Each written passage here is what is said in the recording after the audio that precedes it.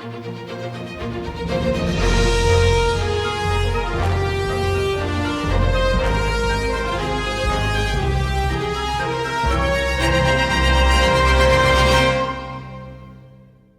to the Gym Heroes Podcast. I'm your host, Josh Peacock.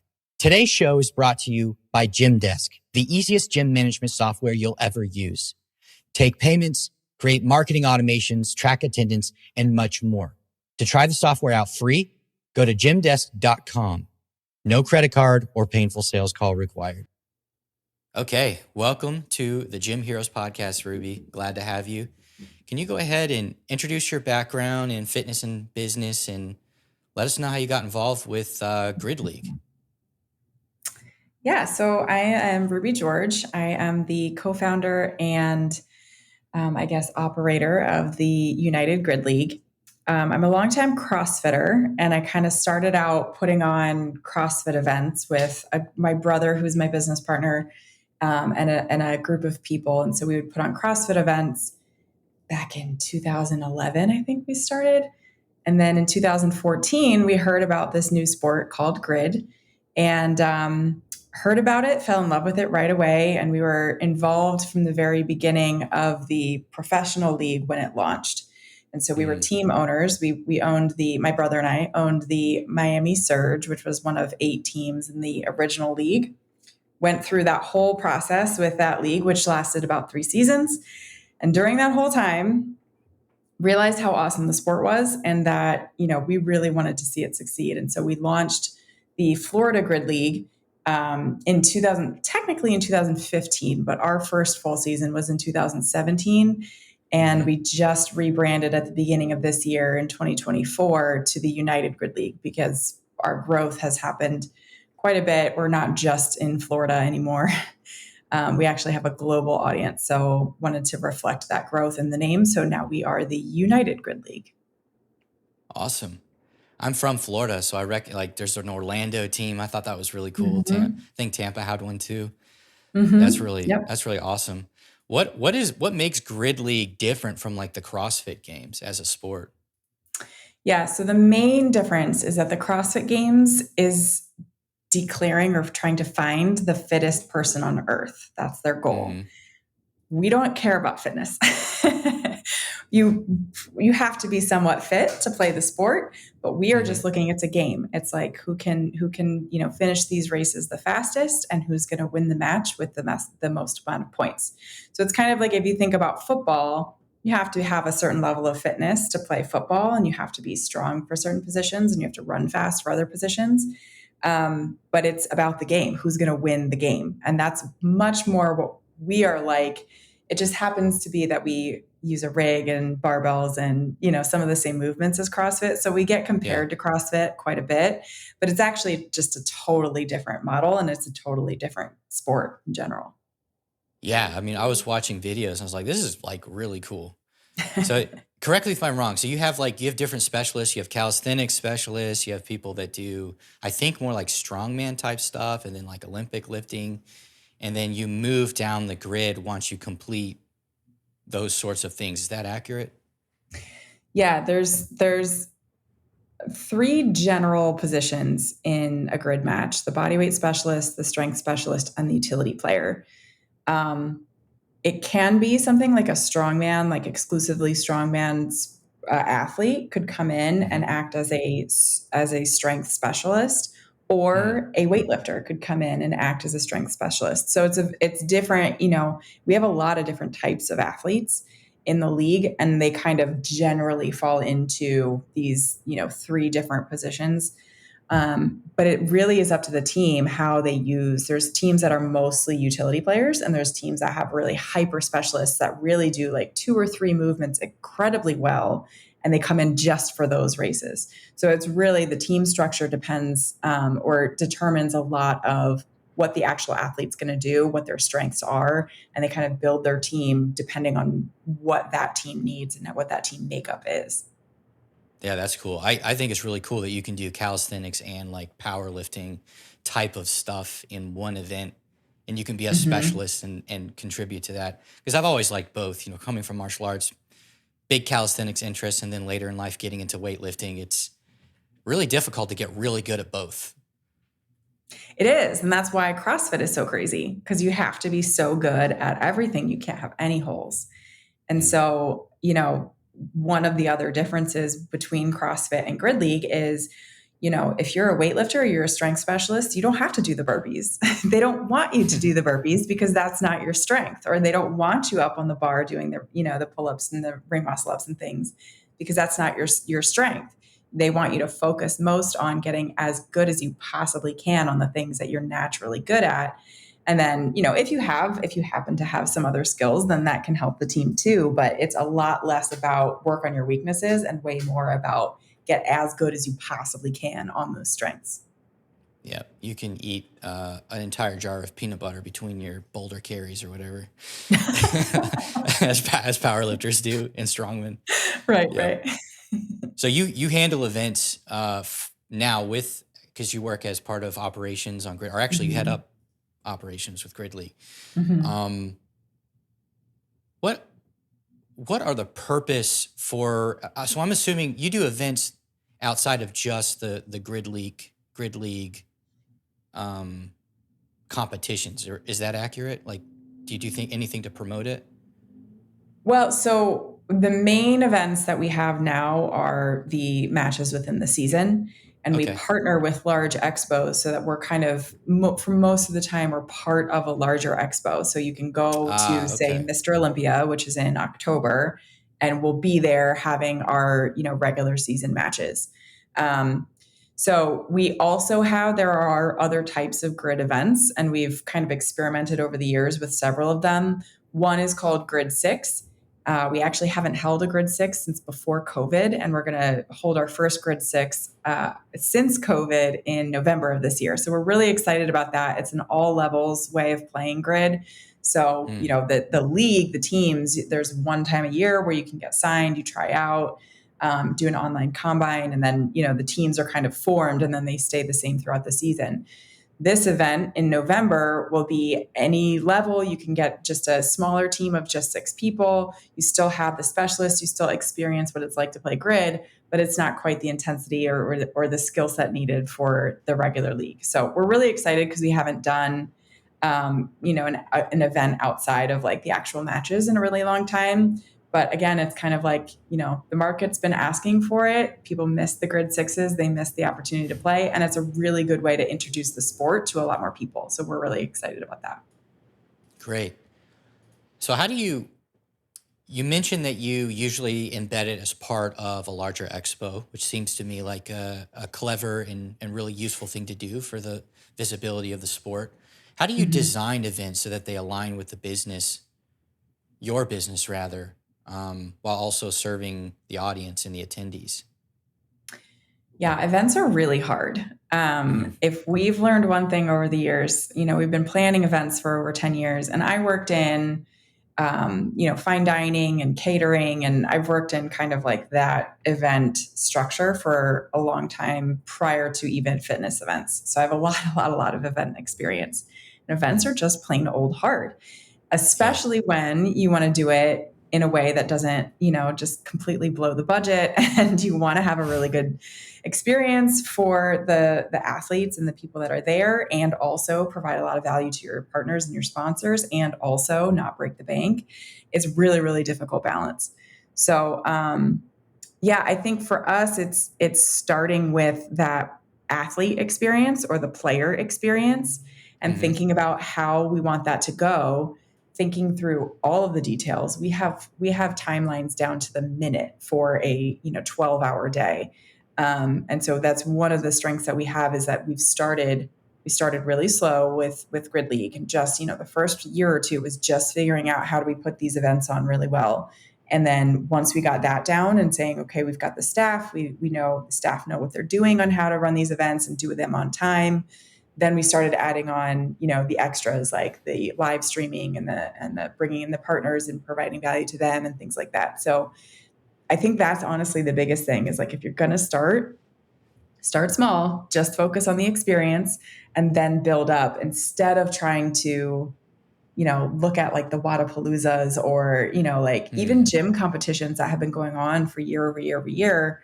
like you can't compare yourself to there or start there. You have to get good at the basics and the foundation first before you can build it into something that's really valuable for everybody in a 360 kind of way. Gotcha. What are some more entry level event ideas that would be available and do not break the bank for local gyms? One of the things that my brother Mather has always prioritized in our events is getting media and providing that media to your athletes, at least readily. I know a lot of events tend to, earn revenue through selling their media afterwards. And it really kind of depends on what your goal is for that event. If you want to make revenue on that event, or if you want it to be a yearly kind of thing. But if you're able to, get a great photographer, great videographer there, and then provide that media to everybody afterwards, that's all your marketing, for the next year or for the next event, is by having people be able to post easily and, tag the event and say, I had a great time. You're marketing for the next time. And if you can think about it in that way and have it ready for your next event, like, okay, if you want to sign up, here's how you do it for next year, or things like that are ways that you can maximize, the attention of your event while you have it and get ready for the next one. If you're not looking to potentially do year over year, if you're not sure that you're going to do, another event again, then maybe it doesn't make sense to invest in a photographer or the media, because it can be pretty expensive. But you could always find somebody who's like looking to get into the industry. There's lots and lots of photographers out there. There's lots and lots of people who just love CrossFit and would love to come in and provide some stuff. So I think that's one of the other things, is like really get creative, look at your network, look at what you're able to provide from an experience standpoint to the athletes just within your own network or your own facility, and then provide as much as you can to the athlete experience, because they are going to do your marketing for you for the next one. Does that make sense? That makes total sense. To add to that, go to the local community college and ask. They always have like photographer and design and videographer programs. And some of those kids are kind of good. Yeah.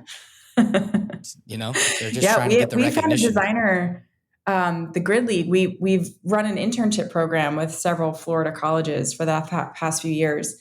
And Cool. We met a graphic designer last year, who has basically worked with us for the past 2 years and has created a lot of our style. We've got this like really distinctive style right now with like a lot of our player cards and the things that are on the website and things like that. And he was really the one who kind of came up with it, and we're continuing to work with him, even though he started off as an intern. So yeah, definitely agree with you there. That's awesome. Cool. We had to go through a couple before we found him. So it's not like snap your fingers and he's there, but yeah, it's definitely, talent is out there. You just have to look for it. Yeah. If you're not paying $100,000 for graphic design, then you're going to probably put some work in there, but it's worth it. It is worth it. That's one of the comments that we get a lot, is, how it feels like we're a much larger team on the back end than we are. Our media presence is really, really high quality, and we invest a lot in that. And we invest a lot in, the time and attention it takes to get the marketing out there. But we spent the first, 4 years really just getting good at events and like collecting a lot of media, but we didn't have the bandwidth or the time or even the knowledge yet to really put it out there in a way that makes sense. So it kind of goes back to the foundation of, put on your event and don't expect it to blow up like Wadapalooza or, some of the other major events. Like really get good at the event and figure out what your value proposition is for the athlete and why they might want to do it. Even if it's a local competition, like, or an in-house competition, you can make those really, really valuable to everybody all around if you put on a really, really good event, and, you stick to a timeline and you have a schedule, and all of that kind of like falls into place and provides the value without having all of like the flashy stuff that you might see in events that have been around for a long time. Yeah, you don't need One to other produce. idea. Sorry. One other idea though is there are event essentially like events out there that you're as a gym owner can sign up for. Like Valentine's Day Massacre is one that I know is really, really well done. As a gym owner, you can just sign up and they give you all the marketing, they give you all the programming, they give you all the prizes, and you just hold the event yourself. And there's a couple of those kinds of preloaded events out there where you just earn the revenue for your gym and you put on a really great event, but everything else is done for you. So it actually makes a lot of sense if you're not an event planner or you're starting out something, you want to do some really high quality events at your gym, to look into those kinds of things, because then you don't have to start from scratch or like have all of this knowledge of how to do it well. It's all kind of given to you. Real quick before I put you back into the episode, Gymdesk has powerful yet intuitive features to grow your business. And there's a few really great features I'd like to highlight. The first is a deep, best-in-class email and SMS marketing system with automation tools to make your life as a business person so much easier. It's like having a dedicated, full-featured email service provider native to your gym software.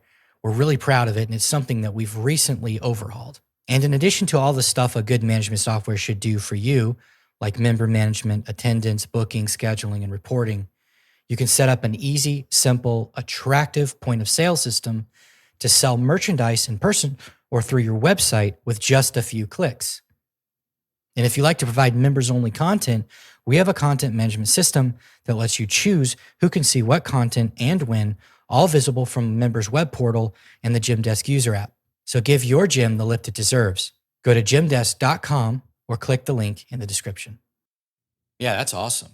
That's really great. I wanted to circle back to, you said something a few minutes ago when we first started on this topic about filming, like just getting one good filming and photographing of an event. And that could be your marketing for the rest of the year. Mm-hmm. And that's something you do once or twice a year. Like that's kind of a high level content strategy, and it saves you a lot of money. You don't have to hire the same, an expensive videographer for every event you do. You don't have the operational overhead of contracting or having a dedicated person that you have to pay to do editing for you all year. Mm-hmm. Like that's like one and done, and then you can just update it the year after that. I think I want to stress that for my listeners. Like you don't have to hire somebody to do editing for you full time. Right. You could Yeah. send it off for one time and be good for the rest of the year. Yeah. That goes back to what's the purpose of the event. And if the event purpose is to also capture content and media and marketing for the rest of the year for your website or your newsletters or social media, yeah, it doesn't even, if you make money on that event and you have your media content bank for the rest of the year, then like that's a win-win. Yeah. And it's not like selling the content and then using clips from it for promotional purposes are like not mutually exclusive, right? Mm-hmm. Like most of your marketing collateral will just be short clips, which doesn't give you the entire event. So you could still sell Mm-hmm. if you have a market for that, right? You could still sell the keynote and whatever seminars and workshops you have going on. You can still sell that content in its whole form, and then use useful clips of it for your marketing. So you have a lot of options there with a really good event that's well shot. For sure. Cool. So talk to me about finding partnerships. That's always a mystery to me. Sometimes they come to I don't know I think you emailed me or somebody else emailed me. It's like, I feel like occasionally partnerships come to me, Mm-hmm. but like, how do you find them? So when we first started out working with partners, it was mostly, what are products and services that will be beneficial to our Grid 6 athletes? Because when we were putting on Grid 6s, we would be looking for, podium swag bags and things like that, where we could just provide value to the players, and then at the same time we were providing value to the sponsors, because a lot of sponsors just want to get sampling out there. So providing 100 something swag bags is like a no-brainer for them, and it was a no-brainer for us, and no money exchanged hands. It was just kind of like saying, we'll post about you and get this stuff in your bags and stuff like that. So that's where we started out. Again, very small, very doable, and just kind of like getting the flow and the systems in place to be able to fulfill a sponsorship like that or a partnership like that. It's still very much now. I mean, we've grown considerably. Working with partnerships is one of our largest revenue streams at the GridLeague now, and we've again just grown slowly over time to say, as our social media grew and we were able to offer, those kinds of eyeballs as part of a sponsorship packet, that kind of like changed the fulfillment a little bit and also changed the agreement structure. And then we're also able to provide content to our partners. And, so like there's a lot of things that we do that's a lot different than one, where we started, and two, what other events or other sports teams or leagues are able or capable of doing, just because we do a lot of stuff in house, whereas a lot of other people or a lot of other opportunities kind of outsource things. So all of that to say is like kind of, again, when you're looking at partnerships, what we do personally is, what products and services are we being marketed to? Because like if I'm getting an ad, that's probably they're looking for me as a customer, and therefore they're looking for our customers. So I oftentimes will see the ads that are targeting me and say, hey, if you're interested in the fitness audience or the CrossFit audience, then, check out GridLeague, and would you like to potentially discuss a partnership with us? And that has worked quite a bit. Like even just reaching out on Instagram, like, hey, I was just targeted an ad and it sparked my interest, so I could get you in front of, a lot more people like that. And then also looking at what our players, our athletes are using or we think might be interested in. So sometimes we'll do a poll, we'll collect ideas on, or even just like look at their own social media and say like, what are you using? What are you promoting? And reaching out to those people. I think one other category that I don't know if it just doesn't seem like events or other sports leagues really utilize this is CPG, consumer packaged goods. So ones that are in the better for you categories, like Slate Milk is a partner of ours, Olipop is a partner of ours. So they're better for you products that want the fitness audience. And so reaching out to them has been really successful to us, because again, if they want, just product out there and sampling, you can put it in your swag bags or offer it to your athletes. But if you're able to also post about it or, get more eyeballs on it, like that's all stuff that they are looking for. So, I think going through the grocery aisle, sometimes I just like, hey, what am I interested in trying? Let me reach out to them and see if they'd be interested in working with us. That's kind of one of my strategies. That's awesome. When I first started podcasting, someone asked me, he's like, how do you get some of these guests on your podcast? I was like, well, I literally just send them emails. Yeah. Yeah. We defeat ourselves in our brains sometimes. Like, at least try to reach out. Right. And if it doesn't work, send another email or try to find them on another platform. Yeah. Sometimes you can't get them, but often you can. I mean, that's sales. Like the skill of sales is, it's a numbers game. And if you're paying attention to how many you're reaching out to, how often you follow up with them, how well it's working, you can kind of figure out, how to maximize your time in that way. And also having that sales process. So, figuring things out along the way and saying, I'm going to reach out this many times. It's a skill and it's something that you can get better at, but it's a numbers game. You have to have some volume. You're not going to get everybody to read right back to you. So timing is a really big thing too. So sometimes it's just not the right time. You got to keep trying. Yeah. It seems like having a recognized brand as part of your event would add legitimacy, but like what else should gym owners look for in a partnership? My personal opinion is that the partnerships are all about actual value provided. So if your athletes at your gym would actually want to use the product or the service, then it's potentially a really high value partnership that you can provide. So yeah, if if it's not something that you think your athletes would actually want to try or use, then it's probably best to stay away, just because it's, not going to be as highly valuable for everybody around. So I'm not a big fan of just like money grabs, essentially, where it's like, oh, you're willing to give me money, great, I will just put it out to my athletes, or do whatever it takes to get that. Personally, that's not how we like to do it, just because in the long run, if you're actually able to provide the value that the sponsor's looking for, you're going to get great feedback. They're going to recommend you to other people. It's going to be a lot easier to continue to get more and more sponsorships and partners, as opposed to, just kind of like that one and done type of thing. Mm-hmm. Excellent. So when you get somebody on the hook, you're in the sales process, you're putting something together, how should gym owners think about structuring that relationship?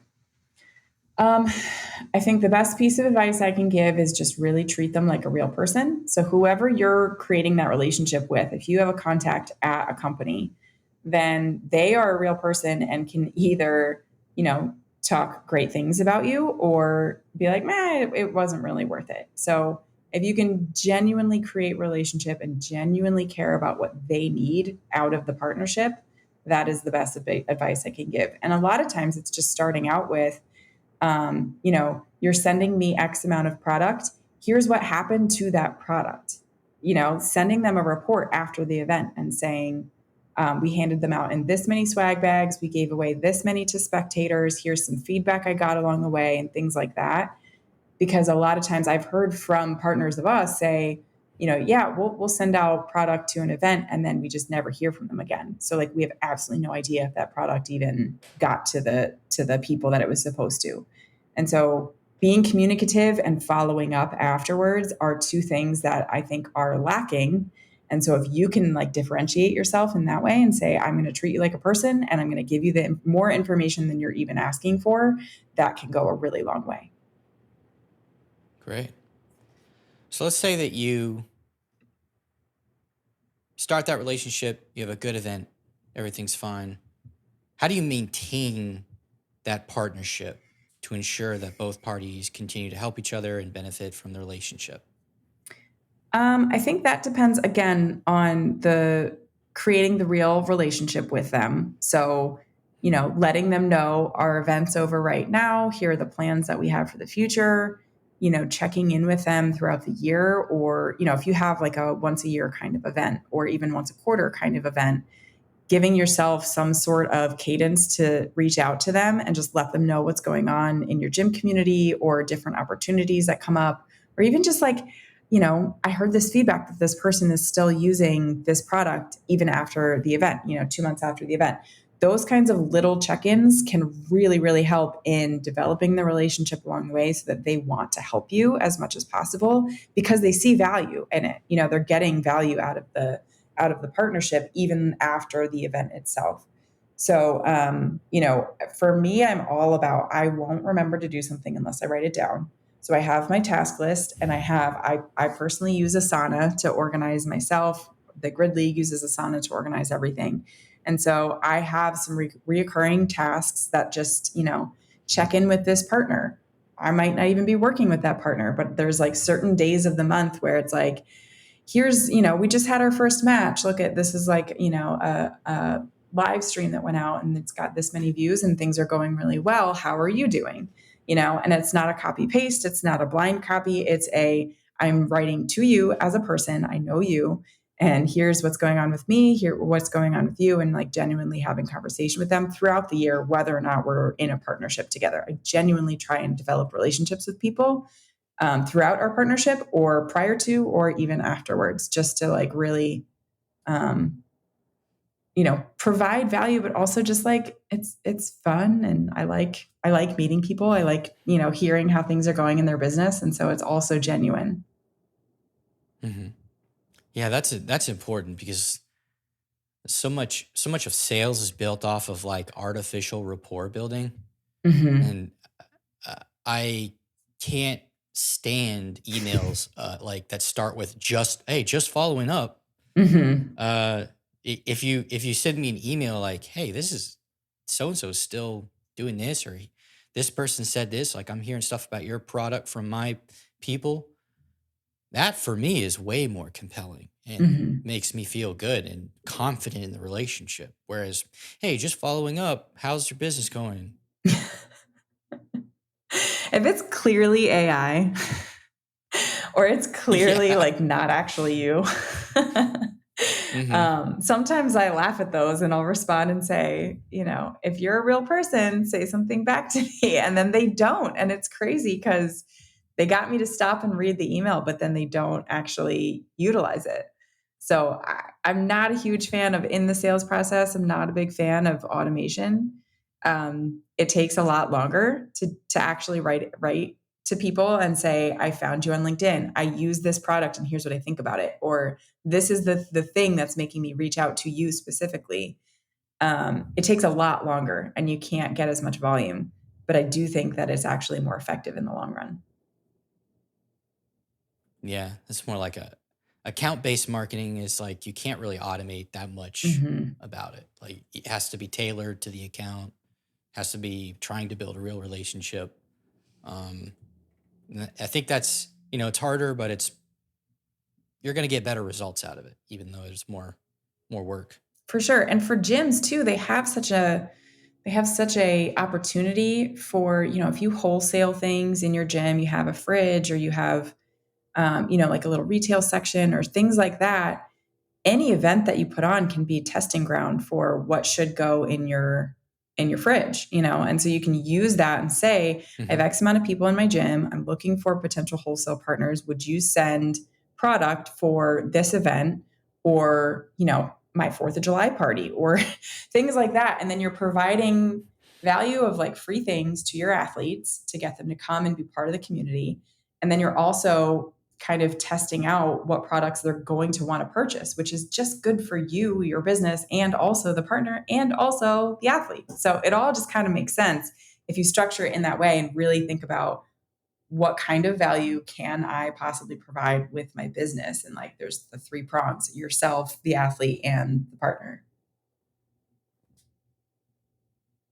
Yeah, absolutely. So, wow, there's been a lot of great stuff in this episode. If anybody wants to reach out to you and pick your brain, or they have any more specific questions, where can they find you? So I am on LinkedIn, Ruby George, and I'm the co-founder of the United Grid League. You can email me, honestly, Ruby, R-U-B-Y, at unitedgridleague.com. I really love to talk business. I get really excited and interested in it. I don't know if you can tell. But yeah, like anything that I can share to help other people in the knowledge that I have is I'm more than happy to do. So feel free to reach out and ask any questions you might have. Awesome. Thanks for coming on and sharing your wisdom. My pleasure. Thanks for having me.